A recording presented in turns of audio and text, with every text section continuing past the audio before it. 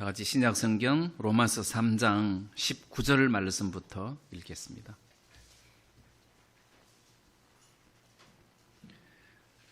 우리가 알거니와 무릇 율법이 말하는 바는 율법 아래 있는 자들에게 말하는 것이니 이는 모든 입을 막고 온 세상으로 하나님의 심판 아래 있게 하려 함이니라.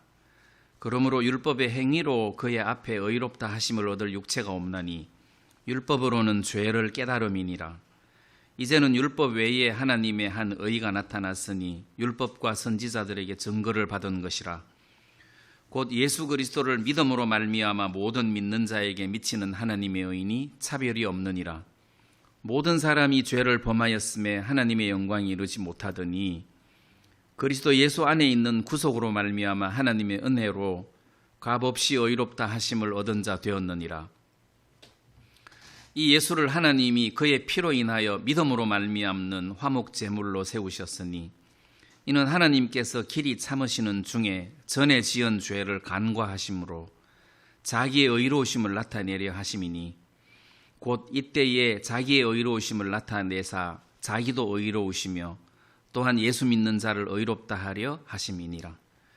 26절 말씀까지만 읽겠습니다.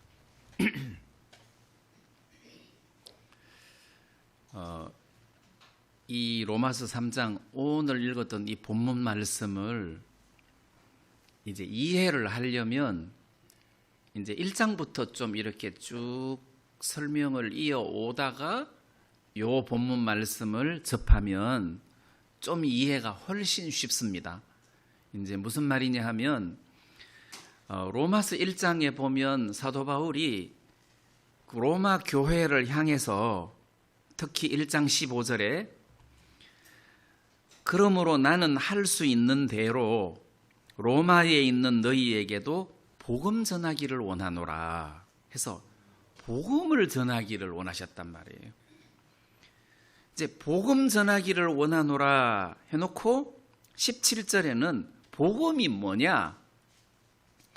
복음에는 하나님의 의가 나타나서 믿음으로 믿음에 이르게 하나니 기록된 바 오직 의인은 믿음으로 말미암아 살리라 함과 같으니라. 자, 이렇게 하면서 복음 전하기를 원하노라. 복음이 뭐냐? 복음 속에는 하나님의 의가 있다. 그래서 모든 믿는 자에게 이 하나님의 의가 주어지는데 그래서 그들이 죄사함을 받고 의롭게 되면 그 의인이 믿음으로 말미암아 산다. 그래서 복음 속에는 하나님의 의가 있다. 이렇게 이야기를 하고 난 다음에 18절에서 갑자기 내용이 확 바뀌어가지고 하나님의 진노와 죄의 이야기를 하고 있단 말이에요. 그래서 하나님의 의를 복음을 설명하려고 하니까 복음을 설명하기 전에 먼저 죄를 설명해야 되잖아요. 하나님의 의를 설명하기 전에 사람의 의를 먼저 설명을 해야 된단 말이에요. 그래서 지금 사도 바울은 로마서 1장 18절부터 제가 읽었던 3장 20절까지 죄에 대해서 인간의 의에 대해서 계속 설명을 하고 있는 거예요. 1장 후반부, 2장 전장을 하려 하고 3장 절반을 하려 해서 유대인이나 이방인이나 헬라인이나 또 사도 바울 자기 자신들이나 모든 사람들이 하나님 앞에서는 정죄받을 수밖에 없는 인간이다. 이거를 지금 아주 자세하고 리얼하게 설명을 하고 있단 말이에요. 그것은 하나님의 의를 주기 위한 어떤 첫 번째 작업이라고 할 수 있는 거예요. 그런데 이제 유대인들은 이제 로마서 1장에서는 특히 이방인들에 대한 죄, 이방인들이 하나님의 영광을 버러지 형상의 우상으로 바꾸었느니라 해서 그 어리석음, 그 죄 가운데 푹 빠져 있는 어떤 이방인들의 죄된 삶을 설명을 했다면 로마서 2장은 그럼 유대인들은 나으냐? 똑같다. 왜?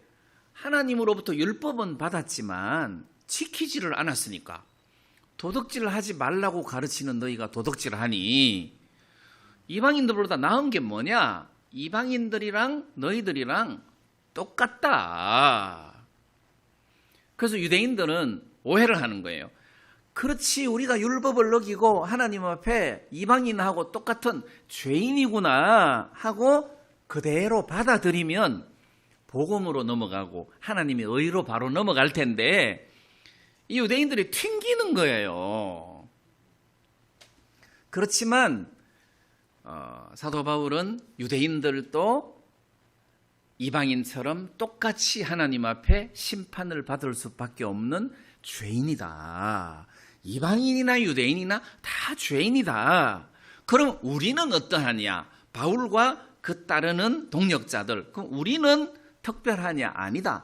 우리도 똑같다. 자, 그러면서 지금 로마서 3장 9절에서는 유대인이나 헬라인이나 다 죄 아래 있다고 우리가 이미 선언하였느니라.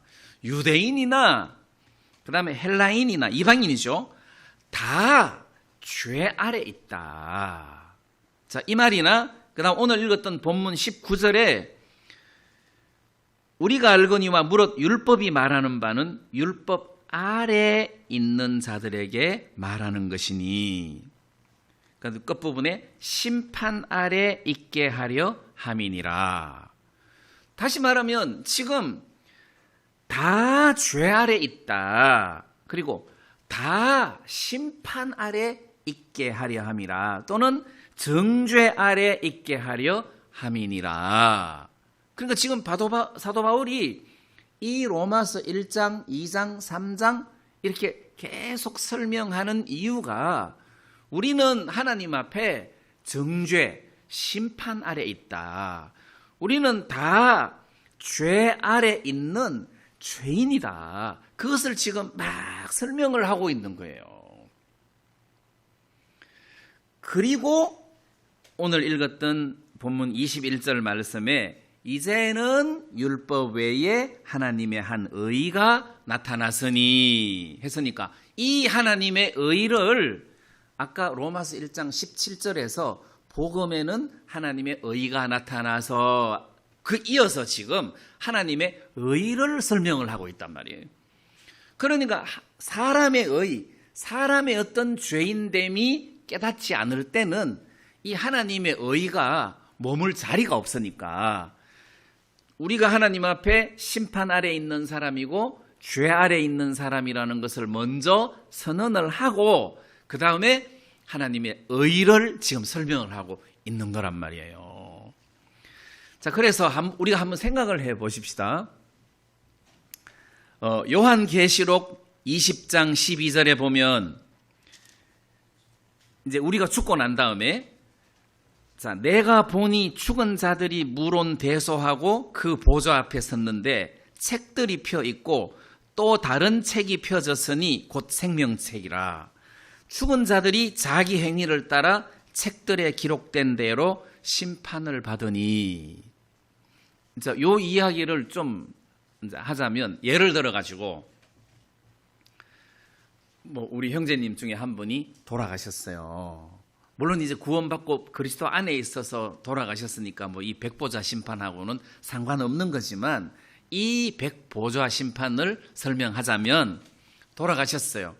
그럼 하나님 앞에 하나님 심판대 앞에 선단 말이에요. 그럼 하나님이 그 보좌 앞에 책이 수북하게 쌓여 있는데 책들이라 했으니까. 근데 거기에 생명책이라는 것이 있어요. 그러니까 모든 구원받은 사람의 이름이 그 생명책에 이름이 기록되어 있다는 거죠. 구원받은 사람에 한해서. 그러면 뭐 예를 들어 갖고 네 이름이 뭐냐? 저 강석준입니다. 생명책에 강석준이 있는가 찾아봐라 해서 막 찾았는데 없습니다. 아니 하나님 그럴 리가. 내가 한빛교회를 얼마나 열심히 나갔는데 생명책에 이름이 없다. 그러면 다른 책을 펴봐라. 그 다른 책에는 강영재님이 태어나서부터 죽을 때까지 지은 모든 죄를 기록해 놓은 책이라는 거지. 그래서 하나님이 그 행위를 기록한 그 모든 책을 이렇게 딱 보시면서 그 행위를 따라 책들에 기록된 대로 야, 너는 안 되겠다. 너는 절대 이 죄를 가지고 천국에 들어갈 수가 없어. 너는 죄인이야. 너는 지옥에 가야 돼. 하고 하나님이 이렇게 판결을 하신단 말이에요. 자, 그러면 하나님이 사람들에게 율법을 주셔가지고 이 율법을 잘 지켜라. 그러면 복을 받는다. 율법을 잘 지켜라. 복을 받을 거다. 못 지키면 저주를 받을 거다.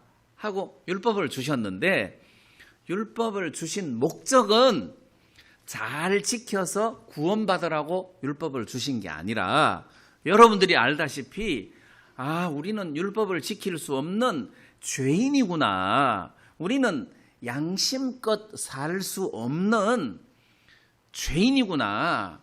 심판을 받을 수밖에 없는 더러운 죄인이구나 하는 것을 깨닫게 해주려고 이 율법을 우리들에게 주셨단 말이에요. 그러니까 율법을 받은 유대인들이 율법을 제대로 받았으면 나는 죄인이구나.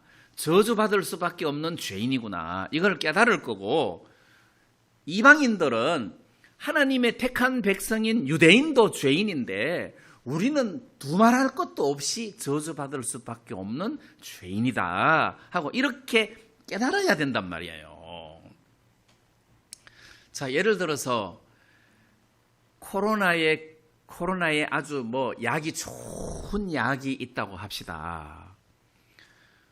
그러면 코로나 걸린 사람에게 이 약을 주는 거죠. 코로나 안 걸린 사람에게 누가 약을 주겠습니까? 코로나 걸린 사람에게 좋은 약을 주고 약만 주는 게 아니라 코로나 확진자에게 1,000만 원씩 준다고 합시다. 예? 보상으로 1,000만 원씩 준다. 그러면 내가 알기도 우리 집 사람은 막 걸리려고 할걸요? 왜냐하면 1,000만 원 받아야 되니까 막 걸리려고 할 거라고. 그럼 누가 코로나 걸린 사람 썼던 마스크 좀 줘 해서 막 걸리려고 할 거라고. 예? 근데 그 약과 그 다음에 보상금을 받으려면 코로나 확진이 돼야 돼. 너는 코로나 확진자야를 검사하는 PCR 검사가 있어요. 그러니까 이 PCR 검사라는 것은 확진자라는 것을 검사해 주는 것이지 치료제가 아니란 말이에요. 그거 검사 받으면 코로나가 낫는 것이 아니고 너는 확실히 코로나다, 걸렸다 하고 이렇게 확정 짓는 검사란 말이에요. 그러니까 율법은 우리를 천국 보내는 약이 아니고 우리를 지옥 보내는 약이라는 거지. 우리의 양심이나 율법은 나는 지옥 갈 수밖에 없는 사람이구나. 이거를 발견하면 그 사람은 성공을 한 거란 말이에요. 그래서 지금 율법이 우리들에게 가르쳐 주고자 하는 것은 우리를 정죄하게 하기 위함이다. 그래서 율법을 잘 모르는 사람은 양심상 나는 평생을 살면서 죄가 많아. 나는 죄가 많아서 하늘나라 갈 자신이 없어. 만약에 하나님이 계신다면, 하늘나라가 있다면 나는 이 죄를 가지고 하늘나라는 못 가. 그리고 이 마음을 가지는 게 정상이라는 거예요. 정상적인 사람이면 그 마음이 든다는 거예요. 그래서 제가 한번 간증을 들어보니까 어떤 모친이 기도원에서 살아요. 기도원에서 살면서 새벽 일찍 일어나가지고 그 아궁이에 불을 붙여서 불을 떼고 물을 끓여가지고 그 목사님들 새순물 떠다 주고 막 이렇게 밥하고 봉사하고 하는 할머니가 있었어요. 그래서 친구 목사님이 아니 집이 없습니까? 자식이 없습니까? 왜 이런 데서 이렇게 고생을 하십니까? 하고 물으니까 아들이 셋이 있는데 하나는 학교 교사고 하나는 한의사고 하나는 대구 약정 골목에서 한약 재료상을 한대. 그러니까 다 잘 된 거예요. 근데 왜 이런 데서 고생을 하시냐? 그러니까 자기는 죄가 많아서 하늘나라 갈 자신이 없다는 거라. 나는 죄가 많아서 하늘나라 갈 자신이 없다. 그래서 노년에 내가 이렇게라도 하나님을 섬겨야 하늘나라 갈 수 있지 않겠느냐. 그래서 지금 기도원에서 봉사하시면서 고생하고 계시는 거예요. 자, 그러면 죄가 많은 사람이 그렇게 착한 일하고 봉사하면 천국 갑니까? 안 되잖아요.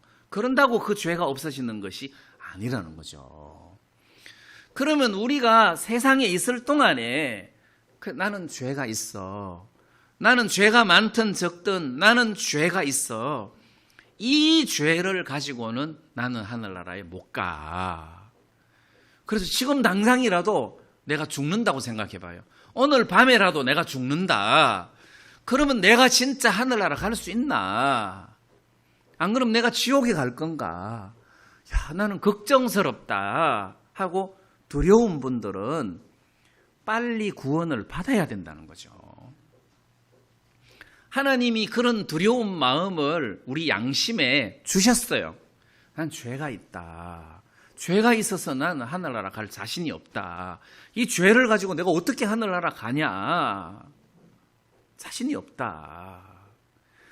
하나님이 양심이나 율법을 통해서 모든 사람을 정죄 아래, 심판 아래 하나님이 머물게 하셨다는 거예요. 그래, 나는 죄인이야. 내 사촌 형도 폐암으로 세상을 떠났는데 세상 떠나기 전에 제가 전도하러 갔거든요. 형 죽으면 하늘나라 갈 수 있어? 아니, 나는 죄가 너무 많아. 그러니까 죽음 앞에 딱 서면 자기 양심이 먼저 야, 나는 죄가 많다. 이거를 그냥 그렇게 고백하더라고. 나는 죄가 많아서 하늘나라 갈 자신이 없다. 교회 다니는 형이에요. 교회 다니는데 나는 하늘나라 갈 자신이 없다. 이렇게 이야기했단 말이에요. 자, 그래서 사도 바울이 로마서를 통해서 로마서 1장 후반부, 2장 그리고 3장 전반부까지 하나님은 이 율법을 통해서 우리를 모든 사람들을 다 죄 아래 가두었다. 자, 이렇게 설명을 하고 오늘 읽었던 3장 21절에서 보면 21절 이제는 율법 외에 이렇게 설명을 하고 있어요. 근데 이제는 율법 외에 할 때 영어 성경에 보면 but 그러나가 들어가 있어요. 그러나 자, 죄를 깨닫게 하려 함이라 심판 아래 있게 하려 함이라 하고는 그러나 이렇게 그러나 이 말은 좋은 일이 있다는 거잖아요. 그러나 이 말은 대화가 완전히 뒤집어지는 이야기거든요. 그러나 우리가 율법을 어겨서 저주를 받을 수밖에 없고 지옥 갈 수밖에 없는 죄인인데 오늘 지금 당장 죽으면 지옥 갈 수밖에 없는 사람인데 그러나 율법 외에 하나님의 한 의가 나타났으니 이렇게 이야기한다는 거죠. 이 말은 율법 외에 하나님의 한 의가 나타났으니 이 말은 하늘나라 가는 길이 죄 안 짓고 착하게 살아서 하늘나라 가는 길이 있고 이걸로는 하늘나라 가는 사람이 없으니까 이 방법 말고 다른 방법이 하나 생겼다. 율법을 어기고 죄를 많이 지어서 내가 오늘 죽으면 천국 갈 수 없는 죄인인데 그럼에도 불구하고 그 사람이 쉽게 천국 갈 수 있는 길이 하나 생겼다, 이 말이란 말이에요. 자, 우리가 도심지를 통과하는 복잡한 길이 있는데 너무 교통체증, 차가 많고 해서 다니기가 힘드니까 정부에서 외곽도로를 막 8차선으로 외곽도로를 쫙 뚫어놨다고 합시다. 그러면 좁은 길로 안 가고 넓은 길로 갈 거 아니에요. 여기 이제는 율법 외에 하나님의 한 의가 나타났으니, 이 말은 내가 착하게 살고 죄를 안 짓고 막 이렇게 살아서 하늘 알아가는 그 길 말고 이제는 하나님의 한 의가 나타났다. 길이, 또 다른 길이 하나 생겼다, 이 말이에요. 마르틴 루터가, 종교 개혁을 한 마르틴 루터가 신부였잖아요. 신부였고 이 사람은 뭐 신학 박사고 신학교 교수였어요. 학생들을 가르치는 교수였어요. 그런데 이 사람이 하나님의 의를 읽을 때 이 사람이 좀 오해를 한 게 있었어요. 하나님의 의, 그러면 모든 죄인에게 하나님이 정확하게 완벽하게 심판하시는 공의로운 재판관의 하나님의 의를 생각한 거예요. 긍휼의 하나님, 사랑의 하나님, 자비의 하나님의 의는 모르고 공의로우신 재판관, 죄가 요만큼만 있어도 하나님은 확실하게 심판하시는 분이다. 그런 하나님의 의로 처음에 생각을 했단 말이에요. 그러니까 이제 이해를 못한 거죠. 하나님의 의인이 해도 이해를 못한 거예요. 그러니까 마르틴 루터도 그가 신부로 있을 때 고행을 하고 그 다음에 선행을 하고 이렇게 해야 자기 죄가 씻어지고 하늘나라 간다고 생각을 했단 말이에요.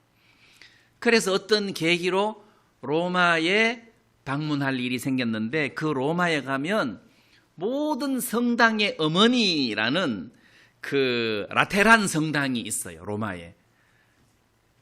그 라테란 성당 계단이 뭐 28개인가 24개인가 28개인가 있는데 그게 예수님이 그 빌라도에게 재판을 받은 그 계단이다, 뭐 그런 전설이 있나 봐요. 그거를 거기 로마 라테란 성당 앞에 갖다 놨는데 그 빌라도 계단에 맨 무릎으로 기어 올라가면 죄가 씻겨진다는 말이 있어서 루터는 그것까지 했다잖아요. 맨 무릎으로 그 28개 계단을 다 올라가 가지고 뻘떡 서서는 그가 속으로 이게 진짜인지 누가 알아? 이제 이렇게 했다잖아요. 확신이 안 서는 거죠. 자, 그래서 성경에서는 우리가 착한 행실, 고행 이런 걸로 우리의 모든 죄가 씻겨지는 것이 아니다. 다른 길이 하나 생겼다, 이 말이에요. 그럼 여러분들 알다시피 예를 들어 갖고 이제 간음중에 잡힌 여자 이야기를 한번 해봅시다. 어떤 여자가 자기 남편이 있는지 사별했는지는 모르지만 여자가 다른 남자와 정을 통하고 간음을 했어요. 죄를 지었어. 그럼 율법에는 이런 사람을 돌로 쳐 죽여야 돼. 돌로 쳐 죽여야 돼. 그런데 서기관들과 바리새인들이 이 여자를 돌로 쳐 죽여야 되는데 이 여자를 예수님 앞으로 데리고 왔단 말이에요. 예수님, 율법에는 이 여자를 돌로 때려 죽여라고 했습니다. 예수님은 어떻게 하시겠습니까? 그래서 예수님께서 너희들 중에 죄 없는 자가 먼저 돌로 치라. 그러니까 양심의 가책을 받고 다 도망갔어. 그 예수님이 그 여자에게 나도 너를 정죄하지 아니하노니 가서 다시는 죄를 범치 말라 하시면서 그 여자에게 자유를 줬단 말이에요.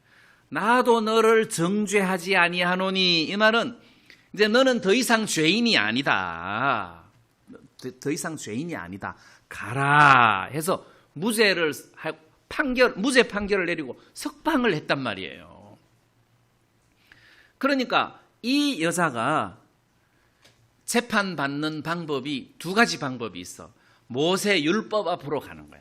모세 율법 앞으로 가면 율법에서 이 여자는 사형이다. 더러우니까 멀리 서서 돌 던져서 죽여야 돼. 이런 여자는 너무 더러운 여자라. 이렇게 심판하는 방법이 있고, 그 다음 예수님 앞으로 가는 거예요. 예수님 앞으로 가니까 예수님께서 너는 죄가 다 씻겨졌다. 너는 죄가 없다. 너는 자유다. 무죄다. 하고 석방을 시켜버린 거예요. 그러니까 지금 이제는 율법 외에 하나님의 한 의가 나타났다는 말은 우리가 율법 앞으로 가면 다 저주받고 다 벌받아야 돼. 그런데 율법 앞으로 가지 말고 하나님의 한 의가 나타났는데 이분이 바로 예수 그리스도란 말이에요. 그러니까 예수님 앞으로 가면 예수님께서 우리를 네가 얼마나 깨끗하게 살았느냐, 얼마나 착하게 고행을 하면서 그걸 보시는 것이 아니라 네가 나를 믿었느냐 이것만 보시는 거예요. 자, 그래서 예수님 앞에 가면 그 예수님을 믿음으로 이 의를 얻을 수가 있다는 거예요. 자, 그래서 21절에서는 그러나 이제는 율법 외에 하나님의 한 의가 나타났으니 율법과 선지자들에게 증거를 받은 것이라. 뭐냐? 22절에 곧 예수 그리스도를 믿음으로 말미암아 모든 믿는 자에게 미치는 하나님의 의인이 차별이 없느니라. 자, 예수 그리스도를 믿음으로 말미암아, 내가 착하게 살아서 천국 가는 게 아니라 예수 그리스도를 믿음으로 말미암아. 이 예수 그리스도를 믿음으로 말미암아 이게 뭐냐? 21절 끝부분에 보니까 율법과 선지자들에게 증거를 받은 것이라. 그러니까 율법과 선지자들, 구약 성경에도 이렇게 예수님이 오셔서 하나님의 의를 우리에게 선물해 주시는 내용들이 기록되어 있다. 구약 성경에도 이렇게 잘 설명을 해주고 있다. 지금 이 이야기예요. 자, 그러면 구약 성경 이사야 53장에 보면 여러분들이 다 잘 알다시피 유명한 대목의 말씀이 있는데 이사야 53장 6절 말씀에 보면 우리는 다 양 같아서 그릇 행하여 각기 제 길로 갔거늘 여호와께서는 우리 무리의 죄악을 그에게 담당시키셨도다. 이게 하나님의 의라는 거예요. 자, 이 이야기는 우리는 다 양 같아서 그릇 행하여 양 같아서 길을 잃어가지고 지멋대로 갔어요. 우리는 죄를 지으면서 이렇게 살았어요. 우리는 지옥에 갈 수밖에 없는 죄인이라. 근데 여호와께서는, 하나님께서는 우리 무리의 죄악을, 그리고 여러분들이나 나의 죄악을 그에게, 예수님에게 이 죄를 다 담당을 시켰다는 거잖아요. 그리고 간음한 여자의 간음죄도 하나님이 그 여자의 죄도 예수님에게 담당을 시키니까 예수님은 이 여자를 보고 너는 무죄다. 나는 너를 정죄하지 않겠다. 이렇게 말씀하실 수가 있는 거예요. 그리고 이사야 53장 6절 말씀도 여호와께서 우리 무리의 죄악을, 그러니까 하나님이 여러분들의 죄를 예수님에게 다 담당을 시켰다는 거지. 죄 보따리를 예수님 네가 책임져라 하고 예수님에게 이 죄 보따리를 다 담당을 시켰다는 거예요. 그런데 더 재미있는 것은 이사야 53장 11절에 보면 가라사대 그가 자기 영혼에 수고한 것을 보고 만족히 여길 것이라. 그러니까 예수님이 우리 인간의 죄 보따리를 예수님이 다 감당을 했으니까 그 죄에 대한 형벌을 받아야 되잖아요. 그래서 채찍에 맞고 십자가에 못 박혀 죽으시는 저주를 받았단 말이에요. 그럼 예수님이 십자가에 못 박혀 죽으시고 채찍에 맞으시고 고난을 당하신 이런 모든 것들을 예수님이 싫어하신 것이 아니라 오히려 이 말씀에 그가 자기 영혼에 수고한 것을 보고 만족히 여길 것이라. 그러니까 예수님이 매맞으면서도 십자가에 못 박혀서 어렵고 고통스럽고 힘들면서도 그래 내가 이렇게 하기를 잘했다. 그래 내가 이렇게 하기를 100번 잘했다. 내가 이렇게 매맞고 내가 이렇게 십자가에 못 박혀 죽기를 100번 잘했다. 이렇게 지금 예수님이 여기셨다는 거예요. 왜? 우리를 사랑하시니까. 우리를 사랑하시기 때문에 하나님은 우리의 죄를 예수님에게 다 옮기셨다. 뭐 작은 죄든 큰 죄든 뭐 기억이 나는 죄든 기억이 안 나는 죄든 모든 죄를 예수님에게 다 옮기셨고, 그래서 하나님이 예수님에게 형벌을 주시고 십자가에 못 박으셨다는 거예요. 그러니까 내가 지은 죄는 나한테 있는 게 아니고 다 예수님한테 있다는 거예요. 다 예수님한테 있다. 예수님이 이 모든 죄를 다 짊어지신 것이다.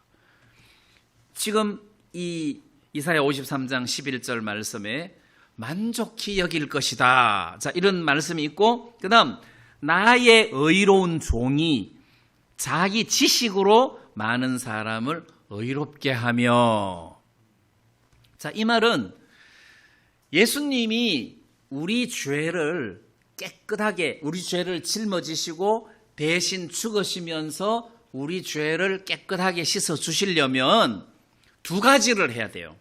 하나는 우리 대신 죽는 거고, 하나는 내가 네 죄를 다 짊어지고 죽었기 때문에 너는 죄가 없다 하는 것을 가르쳐줘야 돼요. 알려줘야 돼.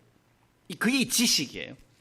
그래서 물론 뭐 다른 의미도 있지만 여기서 가장 의미 있는 자기 지식은 내가 너희들의 모든 죄를 짊어지고, 내가 너희들의 모든 죄보따리를 내가 짊어지고 내가 죽었노라.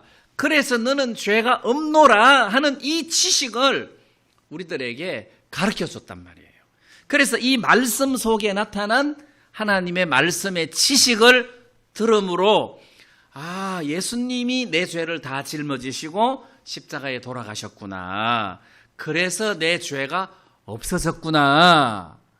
이 지식으로 나의 의로운 종이 자기 지식으로 많은 사람을 의롭게 하며, 그러니까 많은 사람을 의롭게 한다 했으니까 많은 사람, 그 중에 나도 들어가잖아요.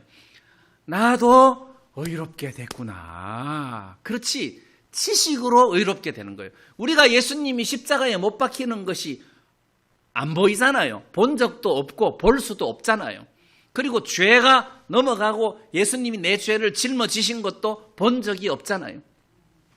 그런데 지식으로, 이 하나님의 말씀의 지식을 말하는 거예요. 이 하나님의 말씀에서 내 죄가 예수님에게 다 건너갔다. 이거를 믿는 믿음이라는 거죠. 그래서 아까처럼 하나님 앞에 심판을 받는다고 합시다. 자, 책 갖고 와봐라. 저 강석준 어릴 때부터 지은 죄 다 한번 읽어봐라 천사야. 뭐 쫙 드러내도 우리가 할 말이 있잖아요. 하나님, 이사야 53장 6절에 보니까 여호와께서 우리 무리의 죄악을 그에게 다 담당시키셨다고 했으니까 거기 기록된 모든 죄를 예수님이 다 담당하셨기 때문에 저는 벌 안 받아도 됩니다. 그래서 예수님이 십자가에 못 박힌 거 아닙니까? 이렇게 우리가 하나님 앞에 변론을 할 수 있다는 거죠. 그럼 하나님이 꼼짝 못하는 거죠. 하나님이 거짓말 하실 수가 없으니까. 물론 그렇게 될 가능성은 100% 없어요. 설사 그렇게 된다 하더라도 우리 죄를 예수님이 다 짊어지셨습니다. 그래서 내가 이런 많은 죄를 지었지만 나는 죄가 없는 것이 맞습니다. 이게 이제 이사야 53장 11절 말씀이에요. 자기 지식으로 많은 사람을 의롭게 하며 또 그들의 죄악을 친히 담당하리라. 그들의 죄악을 친히 담당하리라. 그러니까 예수님이 직접 내가 네 죄를 담당할게, 내가 네 죄를 짊어질게 하고 예수님이 세상에 오셔서 그 일을 하셨다는 거예요. 그래서 예수님이 내 죄를 짊어지시면서 하나님의 의를 우리에게 선물로 주신 거예요. 다시 말하면 여러분들이 막 더러운 옷을 입고 있다고 합시다. 아이고 이게 뭐냐, 이렇게 더러운 옷을 입고 있냐, 야 해서 그 더러운 옷을 싹 벗기고 새 옷을 선물로 줬다는 거지. 새 옷을.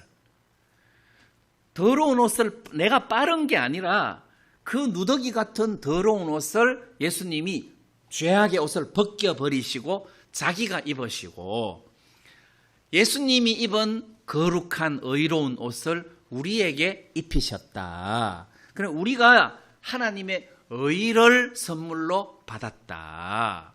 우리가 깨끗하게 됐다. 그런 의미란 말이에요. 그래서 자기 지식으로 많은 사람을 의롭게 하며 또 그들의 죄악을 친히 담당하리라. 그럼 예수님이 우리 죄를 친히 짊어지셨다. 친히 담당을 하셨다.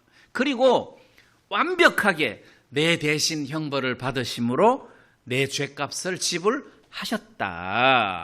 자, 이 말이에요. 그 옛날에 중세시대 때 네덜란드에는 이런 일이 있었대요. 어떤 아들이 나이 많은 어머니하고 둘이 사는데 이 아들이 완전 건달이라. 나이 많은 어머니가 직장 생활하면서 돈 벌어갖고 먹고 살고 이 젊은 아들은 맨날 그냥 건달처럼 빈들빈들 놀고 술 먹고 싸움하고 유치장에 갇혀 있으면 어머니가 또 변호사 사서 꺼내고 이렇게 사는 그런 불효자가 있었어요. 그런데 어느 날 이 아들이 마약을 하기 시작한 거예요. 그래가지고 집에 있는 물건을 내다 팔고 해서 진짜 폐륜화가 됐어요. 한 번은 술집에서 술을 먹는데 카운터에 주인이 없는 거를 보고 이 아들이 금고에 돈을 훔치다가 화장실 갔다 온 주인한테 들켜가지고 이제 잡혔어요. 근데 이 아들이 자기는 평소에도 질이 안 좋아서 유치장을 들락날락 하지, 이제는 뭐 마약도 하지, 이제는 돈도 훔쳤지, 내가 만약에 경찰한테 잡히면 내가 감옥에 갈지 몰라. 그래갖고 그 술집 주인을 죽이고 도망을 갔어요. 죽이고 도망을 갔는데 결국 경찰한테 잡혀서 사형 선고를 받았어요. 근데 사형을 받는 날 이렇게 사형 목줄 메고 얼굴 수건 씌우고 뭐 마지막으로 할 말이 있느냐 하고 검사가 묻고 막 이제 이렇게 하는데 이제는 딱 신호만 내리면 이 목줄에 걸려서 죽어야 할 상황인데 갑자기 목줄도 풀어주고 수건도 벗기고 너는 자유다 하면서 집으로 보내더라는 거지.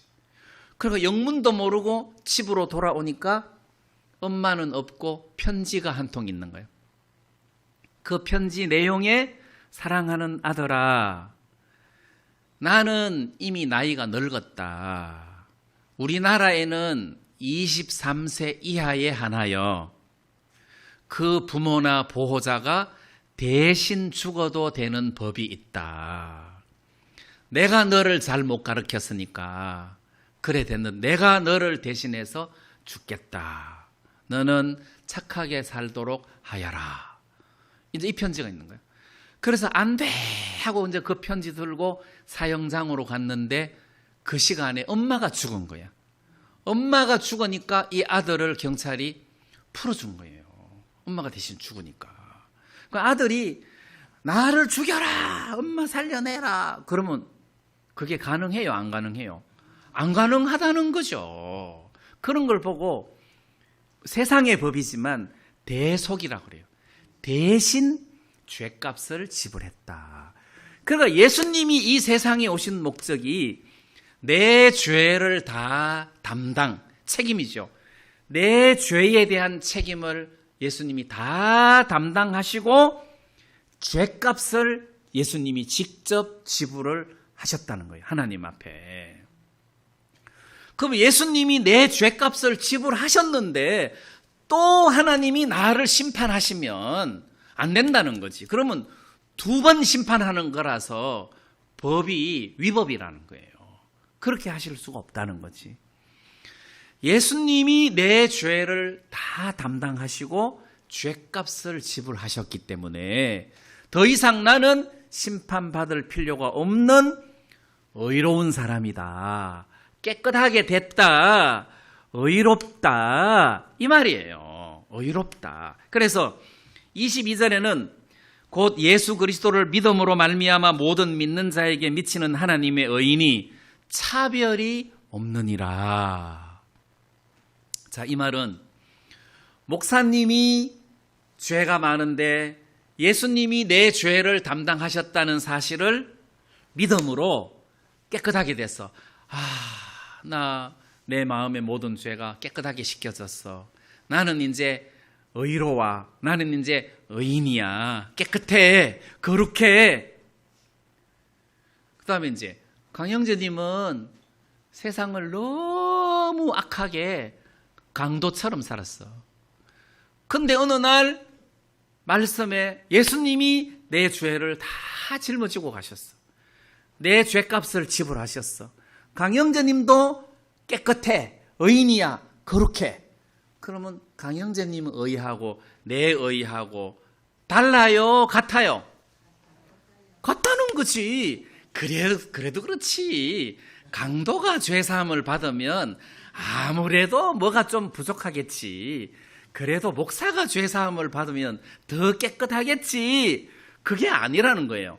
이게 차별이 없다는 거예요. 율법을 맡은 유대인이 예수님을 믿음으로 죄사함을 받고 이방인이 예수님을 믿음으로 죄사함을 받았어. 둘 중에 어느 것이 깨끗하냐? 차별이 없다는 거예요. 똑같다는 거예요. 그 내가 가진 의가 깨끗해. 나는 깨끗해. 하나님도 거룩하시고 깨끗해. 어느 것이 깨끗하냐? 똑같다는 거예요. 하나님이 우리 죄를 예수님을 통해서 깨끗하게 씻겨 주셨기 때문에 우리가 지금 깨끗하게 된 이 깨끗함은 하나님의 의라는 거예요. 하나님의 의다. 그래서 예수 그리스도를 믿음으로 말미암아 모든 믿는 자에게 미치는, 그러니까 모든 믿는 자에게 주는, 그래 너는 믿음대로 의롭다, 이렇게 한다는 거예요. 여기서 사도 바울이 지금 이야기하는 것은 우리는 저주받을 수밖에 없는 죄인이다. 그런데 예수 그리스도를 믿음으로 이분이 내 죄를 다 담당하시고 짊어지셨어. 그래서 나는 죄가 없어 하고 믿는 사람에게 하나님은 하나님의 의를 선물로 준다는 거예요. 그래 너는 의인이야. 그래 너는 의로워. 그래 너는 깨끗해. 그래 너는 하늘나라 갈 수 있어. 이렇게 믿음으로 의롭고 깨끗하게 된 사람은 차별이 없다는 거예요. 유대인이나 이방인이나 목사나 강도나 예수를 믿는 믿음으로 의롭게 된 사람은 하나님의 의를 선물로 받았기 때문에 그 사람은 충분히 하늘나라에 간다는 거예요. 그래서 차별이 없느니라. 그 다음에 23절에 모든 사람이 죄를 범하였음에 하나님 영광에 이르지 못하더니, 모든 사람이 죄를 범하였음에, 이 말은 뭐 쉽잖아요. 여러분들이나 나나 유대인이나 헬라인이나 목사나 강도나 뭐 할 것 없이 전부 다 죄를 지어서 하나님의 영광에 이르지 못하더니, 도달이 안 돼. 내가 화살을 쐈어. 관역에 맞추어야 하늘나라 가는데 관역을 맞추기 전에 중간에 화살이 뚝 떨어지는 거예요. 예를 들어서 80점 맞아야, 아니 100점 맞아야 천국 가는데 우리는 60점밖에 못 맞아. 우리는 40점밖에 못 맞아. 뭐 우리는 잘해봐야 뭐 50점, 60점밖에, 100점 맞아야 하늘나라 가는데, 이게 이러지 못하더니 다 죄인이었다. 그런데 24절에 그리스도 예수 안에 있는 구속으로 말미암아 하나님의 은혜로 값없이 의롭다 하심을 얻은 자 되었느니라. 그리스도 예수 안에 있는 구속으로 말미암아, 구속이라는 말은 이렇게 구속되는 게 아니라, 구속이라는 말은 값을 지불하고 그 사람을 거기서 꺼냈다, 이 말이에요. 이 구속이라는 말의 의미는 이 당시 로마 시대 때는 노예들이 많았어요. 노예. 이 노예들은 이 쇠사슬에 묶여가지고 시장의 상품으로 이게 팔려 나오기도 했단 말이에요. 그래서 길 가다가 우리 집에 일꾼이 없으면 노예를 돈 주고 산다는 거죠. 이 쇠사슬에 묶여 있는 이 노예는 스스로는 거기서 벗어날 수가 없어. 그래서 어떤 사람이 돈을 주고 그 사람을 사서 열쇠로 쇠사슬을 풀어주고 노예 문서를 다 불질러버리고 너는 자유다, 이러면은 그 사람이 자유롭게 될 수 있는 거예요. 근데 이 노예가 쇠사슬에 묶여 있는데 내가 돈을 주고 노예를 사는 거야. 그리고 자유를 주는 거예요. 그러니까 나는 죄의 노예가 됐단 말이에요. 죄의 쇠사슬에 내 마음이 묶여가지고 나는 죄인이야, 나는 죄인이야, 나는 지옥 갈 수밖에 없어, 이렇게 했단 말이에요. 근데 예수님이 십자가에 죽으시면서 죄값을 지불하고 우리를 샀다는 거예요. 샀다. 그리고 예수님 말씀하시기를 너는 자유다, 너는 죄가 없다 하고 선언을 하시고 우리에게 자유를 줬다는 거예요. 그게 구속이라는 거죠. 구속.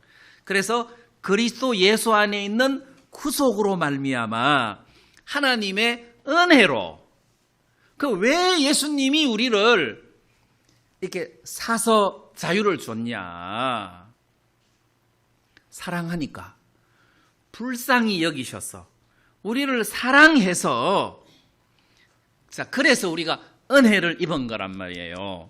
그래서 하나님의 은혜로 값없이 의롭다 하심을 얻은 자 되었느니라. 하나님의 은혜다. 이게 하나님의 은혜다. 이게 하나님의 의다. 그래서 마르틴 루터가 하나님의 의를 공의로우신 심판의 하나님을 하나님의 의로 생각했는데 나중에 그게 아니구나, 사랑의 하나님으로서 우리의 죄값을 예수님이 대신 지불하게 하심으로 우리를 이렇게 건지시고 우리에게 하나님의 의를 선물 준, 이게 의인이구나, 이게 하나님의 의구나, 이거를 이제 마르틴 루터가 발견을 했단 말이에요. 그래서 원래는 마르틴 루터가 신부로 있으면서 구원받지 못했어요. 죄사함 받지 못해서 자기는 늘 하나님의 의에 대해 도달하지를 못했어. 신부지만 나는 하늘나라 갈 자신이 없었어.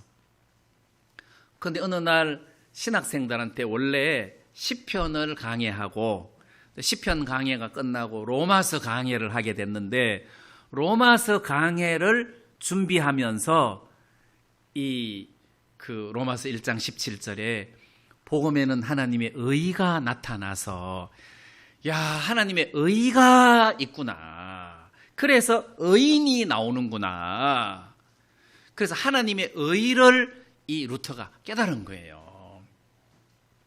그래서 루터가 한 아주 유명한 말이 있어요. 내가 나를 보면 내가 과연 구원받을 수 있을까? 이런 생각이 든다. 근데 내가 예수님을 바라보면 내가 어떻게 버림을 받을 수 있을까? 이런 생각이 든다. 이렇게 말했다는 거죠.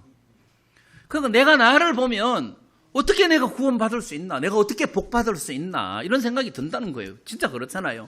그런데 예수님을 보면 내가 어떻게 버림을 받을 수 있겠는가? 예수님이 저렇게 값진 보혈을 지불하셨는데 내가 어떻게 버림을 받을 수 있나? 내가 어떻게 저주를 받을 수 있나? 여러분 생각해 보세요. 예수님이 십자가에 못 박혀 죽으신 값은 돈으로 계산할 수 없는 값어치잖아요.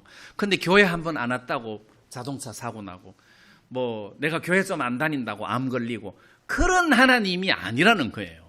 절대 그럴 수 없다는 거예요. 구원도 구원이지만 삶 속에서도 은혜로 되어지는 것이지 행위로 되어지는 것이 결코 아니라는 것입니다.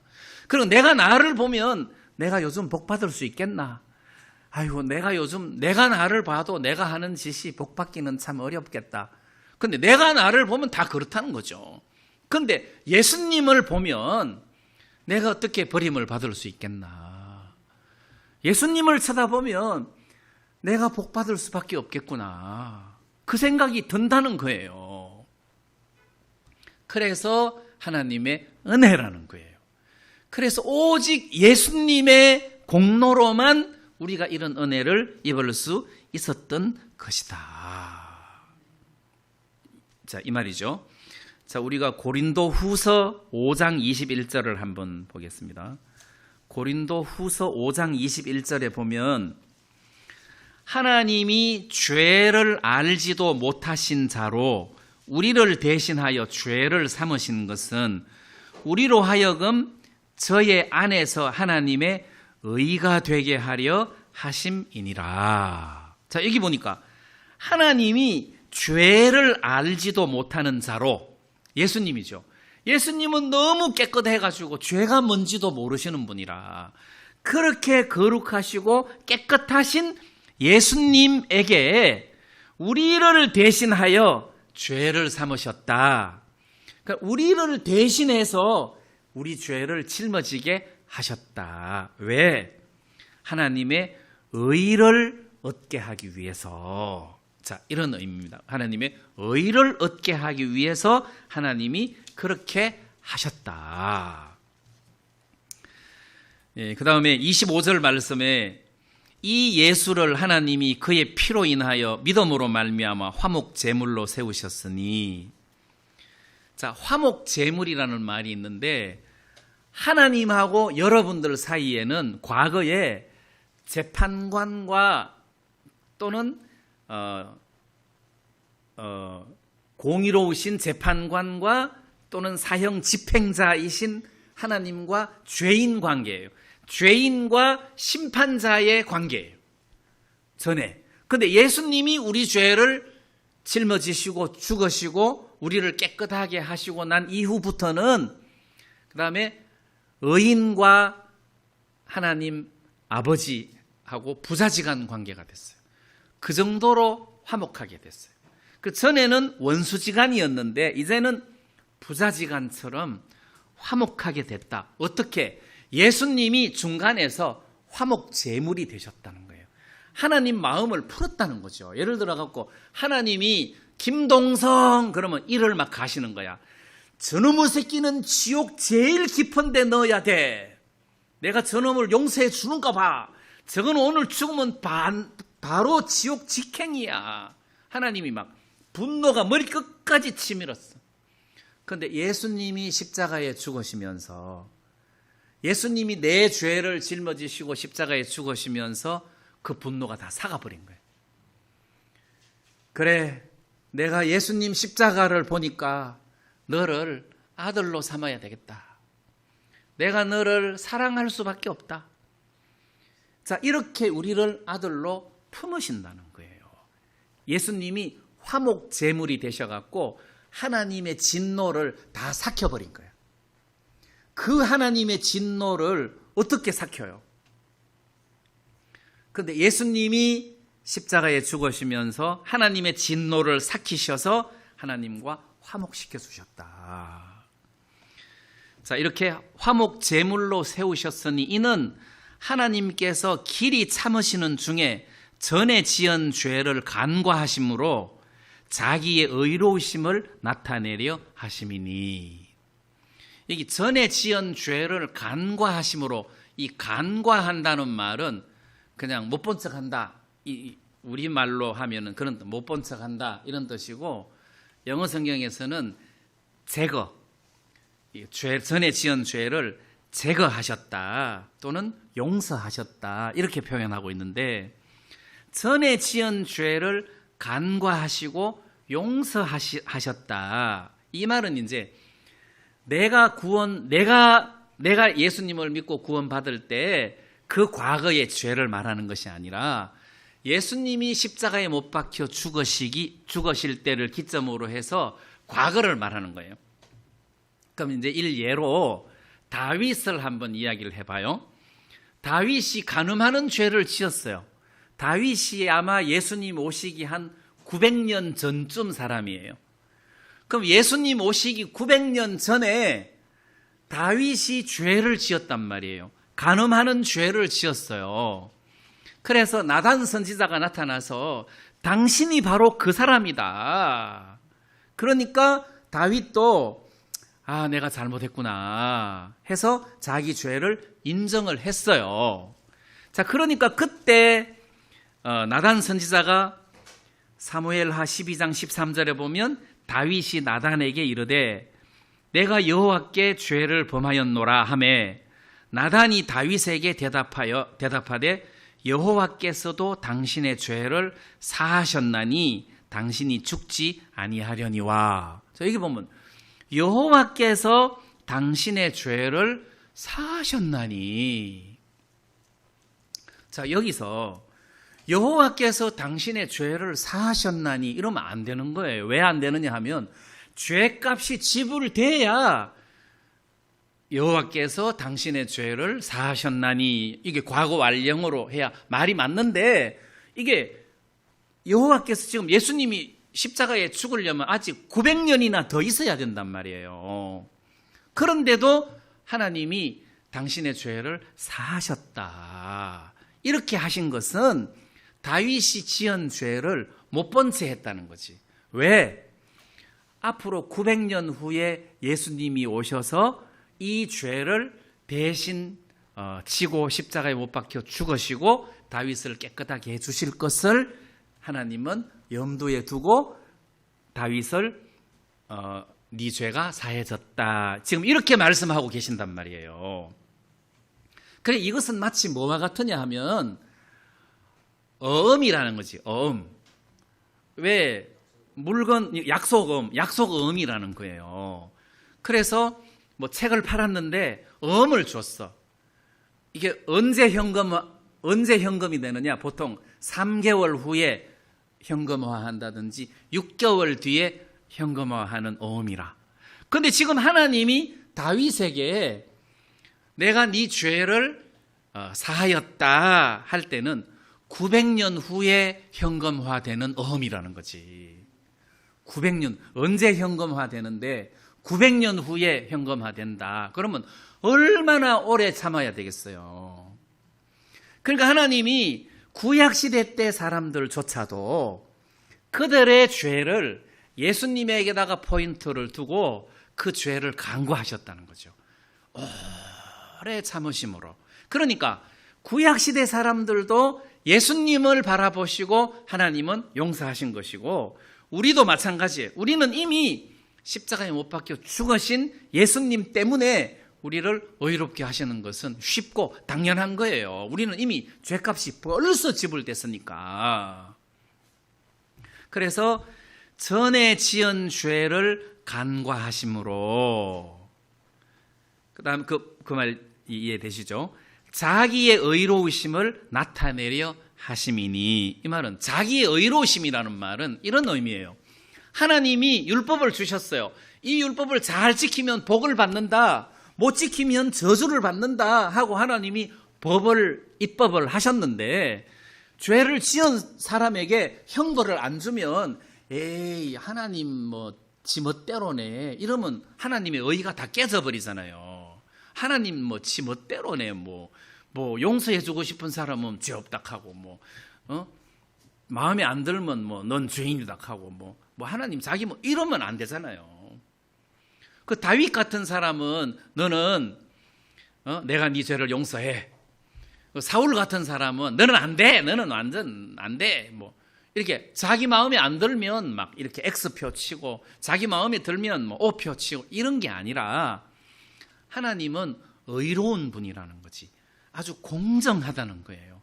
왜 다윗에게 하나님께서도 네 죄를 사하셨나니 이렇게 말씀하실 수 있느냐 하면, 이렇게 예수님이 준비되어 있다는 거지. 예수님이 십자가에 못 박혀서 이 죄를 대속할 수 있도록 이제 약속어음이죠. 약속으로 준비되어 있었기 때문에 하나님은 나도 너를 정죄하지 않겠다 이렇게 말씀하실 수가 있다는 거예요. 그래서 하나님은 의로우신 분이다. 그래서 예수님이 십자가에 죽으심으로 우리를 의롭게 하셨기 때문에 하나님도 의로우시고 믿는 우리도 의롭다, 이런 의미예요.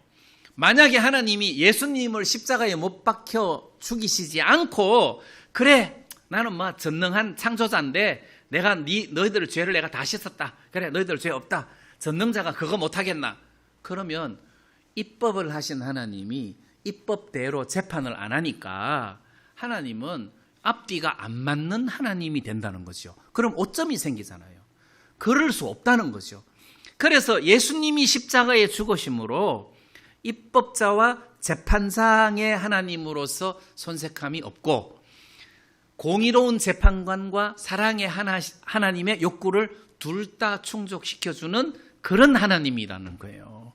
자, 그런 의미에서 전에 지은 죄를 간과하심으로 자기의 의로우심을 나타내려 하심이니, 곧 이때에 자기 의로우심을 나타내사 자기도 의로우시며 또한 예수 믿는 자를 의롭다 하려 하심이니라. 그래서 예수 믿는 자를 의롭다, 너는 의인이다, 이렇게 이야기한다는 거죠. 이 예수님을 믿는 사람은 하나님이 그래 너는 의인이야, 네가 죄를 지었지만 너는 의인이야, 너는 의로워, 너는 깨끗해, 너는 죄가 없어, 지금 이렇게 이야기를 하신다는 거예요. 자, 이렇게 이야기를 하려고 하는 것이 사도 바울의 목적이에요. 이 로마서 앞부분의 목적이에요. 이렇게 이야기를 하려고 하는데, 이제 예를 들어서 제가 한번 어떤 사람한테 복음을 전해서 예수님이 당신 죄를 다 씻었다고 하니까, 아니 뭐 나는 죄 없는데 무슨 죄를 씻어, 뭐 이렇게 한단 말입니다. 나는 죄가 없는데 무슨 죄를 씻어. 그러면 내가 그 복음의 핵심이 다 빠진 거잖아요. 그래 되면 안 된단 말이에요. 그러면 유대인들에게 예수님의 공로를 설명을 하면, 우리 처음부터 율법 다 지켰는데 뭐 우리는 뭐 지옥 갈 죄도 없어, 우리는 뭐 안식일도 잘 지키고 우리는 11조도 뭐 잘하고 뭐 우리는 다 잘 지켰어, 근데 예수님이 왜 죽어, 이러면은 이 예수님하고 매칭이 안 된다는 거예요. 그 예수님하고 매칭이 되려면 너희들은 율법을 어긴 자야, 이걸 설명을 해야 돼요. 그래서 로마서 1장 17절에 하나님의 의를 설명을 하고는 그 다음에 이 하나님의 의를 제대로 인식시키기 위해서 인간의 의를 설명을 해야 되는 거예요. 그래, 인간의 의를 설명하려고 하다가 보니까 로마서 1장 18절부터 죄에 대한 이야기가 막 쫙 나오고, 그 다음에 2장에서는 유대인의 죄를 힐난하게 그냥 까발려서 유대인들도 더러운 죄인이라고 하고, 3장에 와서는 자기들조차도 더러운 인간이라 하면서 심지어는 우리 목구멍은 열린 무덤이다, 이렇게까지 표현을 했단 말이에요. 이렇게 더러운 인간이다. 그러니까 우리는 저주받을 수밖에 없는 인간이다. 그리고는 예수님을 소개해서 하나님의 의를 우리들에게 내놓은 거예요. 이 사실을 믿는 사람에게 하나님이 의롭다고 여기시겠다. 이렇게 지금 말씀하시는 거랍니다.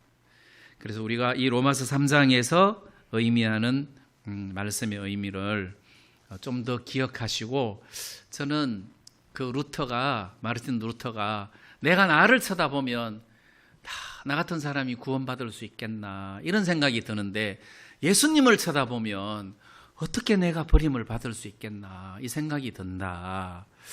그 말의 의미가 굉장히 새롭고, 그게 구원뿐만 아니라 삶 속에서도 이렇게 적용이 되니까 여러분들이 담대한 마음으로, 그래 예수님이 죽으셨는데 오늘 내가 하나님 앞에 왜 복을 못 받겠나, 내가 예수님 때문에 복 받지, 자, 이런 마음으로 여러분들이 하나님 앞에 큰 은혜를 입으셨으면 좋겠습니다. 말씀을 여기까지 드리겠습니다. 우리 다 같이 찬송 한 장 부르겠습니다.